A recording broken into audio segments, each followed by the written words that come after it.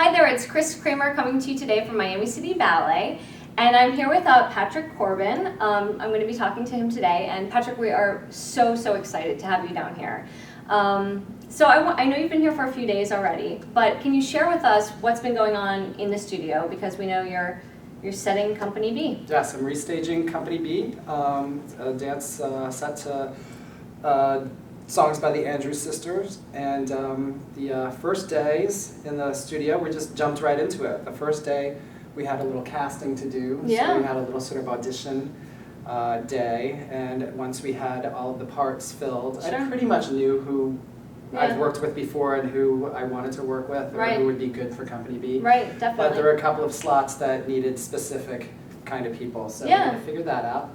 And were you able to identify those people pretty quickly? Like, did you come in and watch all of class, or did you just watch like the center work for class? Yeah. The center work, and the people that I knew, I knew everybody who was going to be in the dance pretty much. Right. But it was just which specific part they were going to do. Exactly. And I had a pretty good idea, but we still did the audition day just to see who felt more comfortable in what, and it was exactly who we thought, who we were talking about beforehand. Yeah, so. Definitely. And plus I have one or two new ladies in there that I haven't worked with before, so that's nice, that's exciting. Yeah, it's always something different. Yeah. Now tell me, I mean, I know you have just so much background in the dance world, from doing your own choreography, to being a dancer, to being now an artistic director, and you've set Company B quite a few times, is that correct? So this is only my second time staging Company B. Really? Okay. Yes. Okay. I staged it on ABT earlier last summer. Okay. Right before I came down here to do Mercuric, actually. Okay. And then this is my second time. But then I'm going to Pittsburgh after this to stage Company B. All right. And then I'm going to San Francisco to stage Company B. Wow, so you'd be all over this year.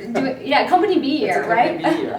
Definitely. But you've set other Paul Taylor works for other companies as well, right? Yes. Well, I've staged here. I've staged Mercuric Tidings and Funny Papers. And was there one more?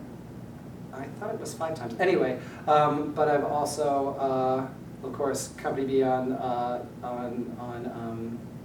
ABT. Little Company in California did 3 epitaphs of dance by Paul. I've worked with San Francisco Ballet doing 2 other Paul Taylor dances. Yeah. So I've been around. I always think that, having been a dancer myself, I mean, I always think that must just be an interesting experience to dive into that whole world of, you've been a dancer and danced some of those roles, and then going from doing that to learning every part in the entire piece and looking at it not as a dancer now, but you're still as a dancer, but you're sitting in the front of the room thinking, okay, I got to teach everyone their parts and get them to know the feelings and what they're trying to deliver emotionally to the audience, so that must be a challenge, no? Well, it is. It's very challenging. I mean, I really love, especially when you're working with dances by a choreographer like Paul.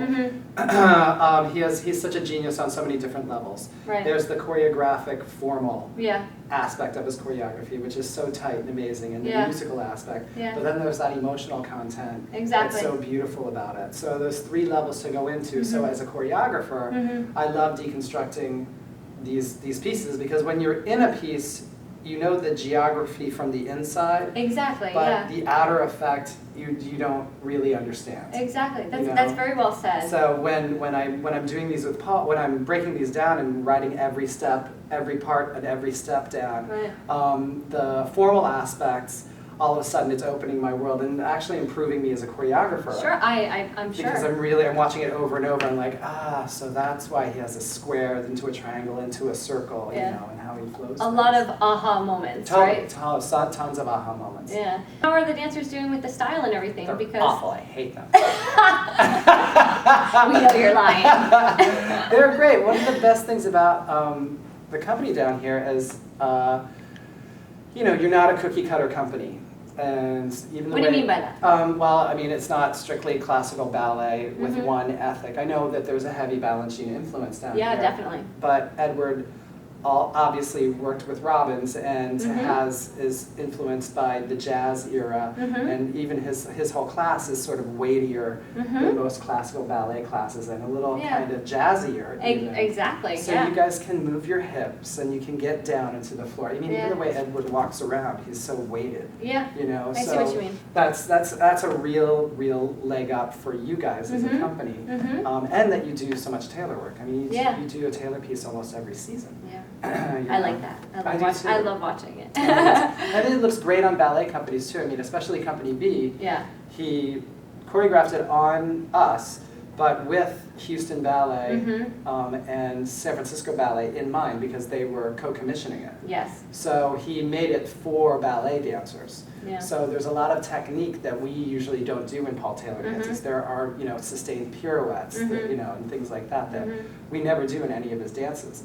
So it is interesting, and it's cool to watch it translate onto a ballet company, because there's a certain finesse to the technique and the technical aspects, the tricks, that you guys can just toss off and make so easy. Whereas our dancers, you see them struggle, and the struggle is kind of beautiful and kind of gritty. But it's a little more refined when the ballet company does it, and I like that. It's different. I'm sure it's different when you see each ballet company do it. It's a different situation with everybody, right? Absolutely. But, so let me ask you this. I mean, if you were going to sit down before a show and give a pre-performance talk, like Edward gives a pre-performance talk on what that show is going to be about, what ballets are going to be performed that evening, what would you have to say about Company B? What would you want to share with the audience? That's a great question. Company B really, well, of course, it's a memory of World War II. And to me, what it represents is just before the American involvement, right up through the end of the war and the dropping of the atomic bomb. So you sort of got this this opening, which is a memory coming back, and the stage is very dimly lit, and there's a silhouette, and the dancers are walking on in sort of this zombie fashion. And to me, it's like we're back at Roseland Ballroom, but there are cobwebs and there are white sheets over all the chairs, and these sort of ghosts start to appear out of it. And it just starts getting brighter and brighter and more energetic until the middle of the first section. We're full on in 1942, and there's a mirror ball going, and we're in this great Roseland Ballroom. And then he goes back and forth between what's happening at home, back home during the war, and sort of the manic happiness that was going on back here, because it's American, and we're the good guys. We're gonna do it. We're gonna do it, and this incredibly bloody, bloody battles going on, and these young men dying every day and returning from war with psychological problems, because we romanticized World War II, but the technology was crude, and it was a very, very, very bloody war. And those men came back very damaged, and the women were home either waiting for their men or receiving telegrams that their husband or fiance or sweetheart had died, had been killed. And there were some not so great guys that faked, were draft dodgers that were at home taking advantage of a lot of lonely women. So, but it takes us back and forth through the war. And then the last section, to me, it starts with this explosion of people rolling along the stage. And to me, that's the atomic bomb. That's the atomic bomb, and we're all exploding. And so then the rest of the dance goes through, and the rest of that section happens, and it gets dimmer and dimmer and dimmer until finally the lead guy, the bugle boy guy, snaps his fingers up at the light, and the light goes out, and it's back into silhouettes, and they're receding back into the wing. But to me, it's not so much that they're receding back into memory. To me, that's the world has changed. Oh, wow. That's powerful. Once that bomb was dropped, I got the chills there. It's an incredible moment. We went into the nuclear age, and the world changed. We weren't so innocent anymore, and it became a much more dangerous place. So that's what Company B is to me, but Paul leaves it open to interpretation. Of course. Patrick, thank you so much for talking to us today, and we look forward to seeing Company B. Yeah, it's a great dance. Come and see it.